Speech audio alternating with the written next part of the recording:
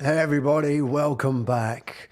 This is XL 10-Minute Leaders, where we bring you 10 minutes of insight, inspiration from leaders of all different stripes, walks of life. It may be business, it may be technology, it may be society.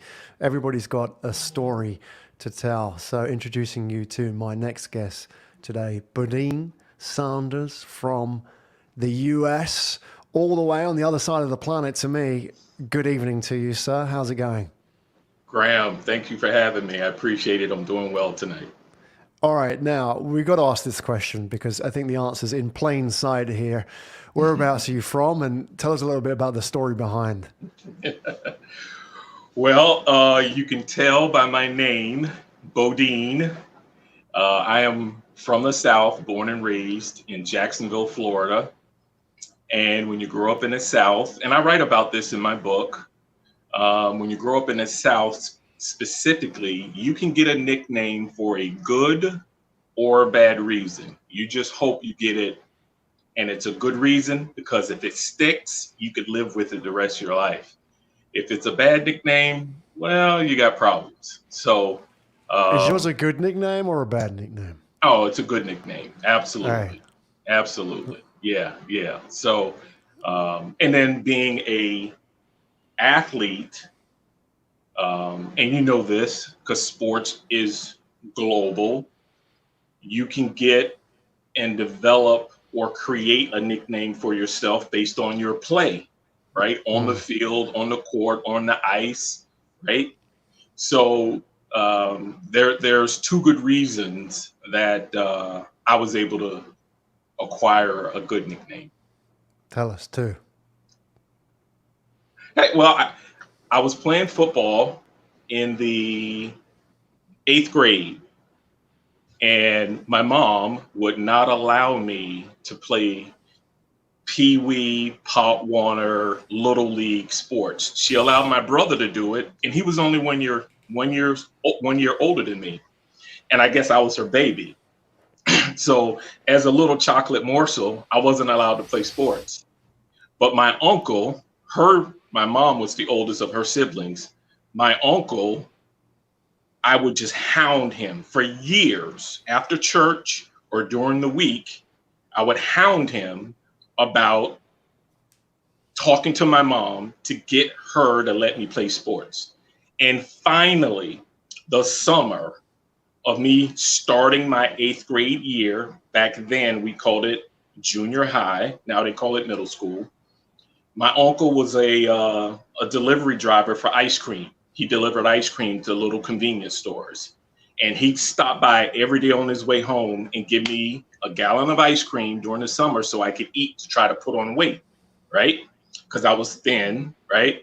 And so one day he decided to stop. He waited till my mom came home from work, and they literally almost got into a fist fight because he was that determined to fight for me to get me to play sports. And I mean, it was a huge yelling match now, huge. And she finally caved in, allowed me to play sports. So I started playing sports in eighth grade. Well, And so, how many pounds do you put on with that ice cream?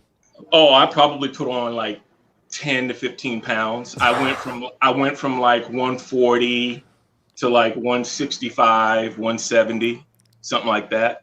And so then when I get a chance to try out for the team, right? I'm nervous because I'd never played football before, but I watched it on TV.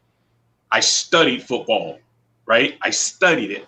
It was the only way I could live as a kid who couldn't play organized football.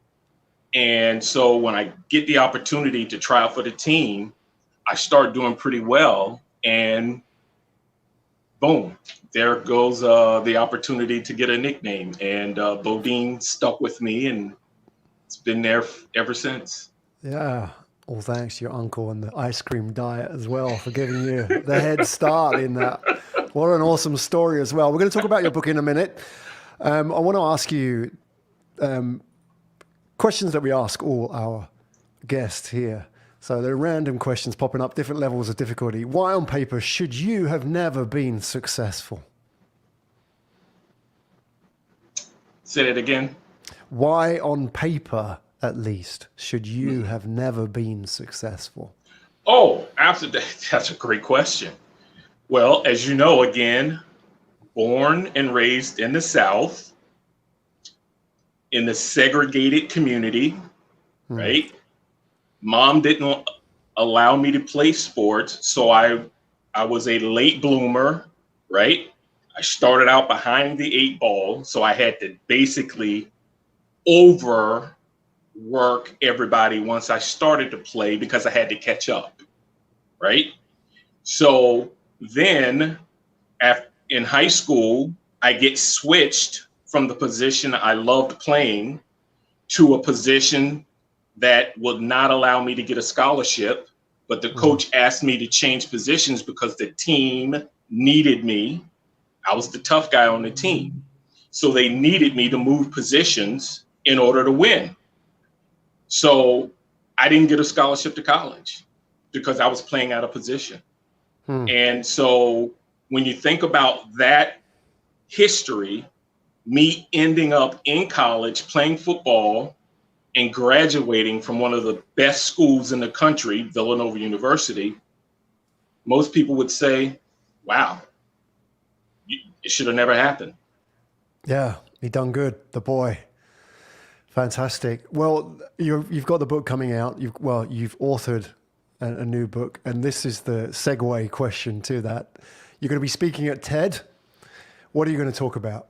You've got, I think, 12 minutes in a TED presentation, so it has to be concise. And for the benefit of the audience here, you've got about 2 minutes to talk about it. So, Mhm. what are you going to talk about? Tell us about your book. If I had an opportunity to do a TED talk, I would talk about diversity and inclusion from a positive perspective. And when we talk about diversity and inclusion, we're basically talking about race relations, right? Hmm.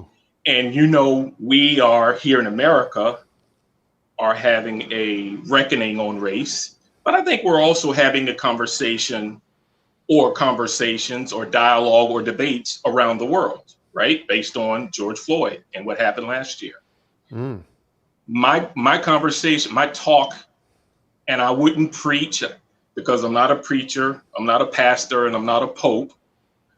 So I wouldn't preach to the audience. I would basically have a conversation with the audience about race relations. And I Hmm. would go deep and I would give them my perspective on race where people would not feel uncomfortable, but it would be critical where they can think a different perspective. I would give them a different perspective on race relations from where based on my experiences. Hmm. And I'm pretty sure I would people would leave that TED talk critically thinking about their perspective and how they can advance the conversation in a positive way. Hmm. Do you think there are questions that they want to ask which they just feel they can't ask to somebody like you? Sure, What would those sure. questions be that they're thinking but too afraid to ask?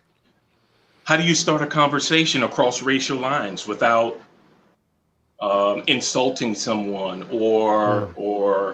or putting the foot in their mouth?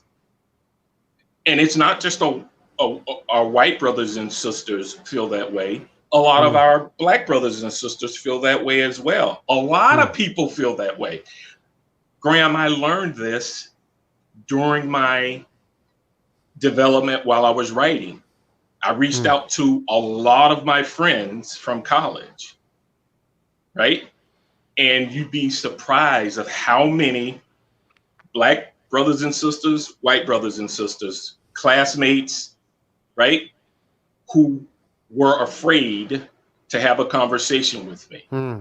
Because when I told, and I was upfront, clear, I'm writing a book about race, and people would clam up, they wouldn't return my calls, or after the initial phone call, they wouldn't return that second follow up call. So it's not just one side that has anxiety, that is nervous or are afraid. A lot of people are. Hmm. It's a minefield, isn't it? They don't know what to Oh, say. but I'm comfortable. Hmm. because Exactly. I've been thinking about this since 1984. Mm. This has been my thought process since 1984. You're talking about 30 plus years of thinking about race relations. Mm. And that's why I wrote the book. Nearly 40 years. Yeah. Dare I Yeah. say it? How Yeah. about that? That is Yeah. phenomenal. Well, Yeah. hold that thought, BoDean, because we're on overtime now. So, chance to take it up one level because you've tackled some really tough questions so far. So, I'm going to give you a tougher one for overtime bonus. You're writing the script for a movie about your life as a writer. This should be second nature to you. Describe the opening scene for us. And, don't do it chronologically. The opening scene is never like, I was born. In terms of pulling the audience in, what is that pivotal scene going to be for your movie about your life? That's a tough question. No, it's not. Opening scene is a female attorney walking into a courthouse representing a representing a guy, a black guy, and he's accused of, assault and battery, you know, injuring someone, and then we fade to the next scene. That leaves people going, okay, well, what is he accused of? I mean, what happened? Why is he accused of it? What did he do? What happened? Right? You leave the carrot dangling for them to say, okay, I want to know what's happening next. That would be my opening scene. I like it. That is well directed. So, if I'm the audience, I want to find out more about this story. How do I find out more about BoDeans Sanders? Where do I go? Give us the link. You go to my website, and it's BoDeansSanders.com. All the information, all my profile, all the information you'll find right there.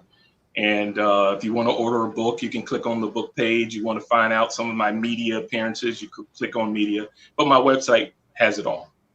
Fantastic. And before I let you go, BoDean, I'm going to give you a chance to do the throwdown, the challenge, passing the baton or pass the ball, right? Throwing the pass, the overtime. Name a friend watching now, watching later, could be watching later, that should be on this show based on the fact they have a good story to tell. Name a friend that should be one of your guests that have a great story to tell. Yeah. My editor. Yeah, Courtney Donaldson. Courtney, the throwdown by BoDean. It's out there now. So, hey, BoDean, it's a lot of fun talking to you today and inspiring as well. I think today was just the first few pages in the book, really about your story and your work as well, your craft. So the details are out there for those people that want to find out more about what happens next after that courtroom drama, as well as your book. Is it published now? It debuted in December. It's available through all your favorite online retailers. The title is Race Against Race, My Journey of Diversity and Inclusion Through Sports. Hey everybody, that was BoDeans Sanders joining us on XL 10-Minute Leaders. BoDean, fantastic having you on today. Thank you very much for joining us. Graham, thank you so much. I appreciate it.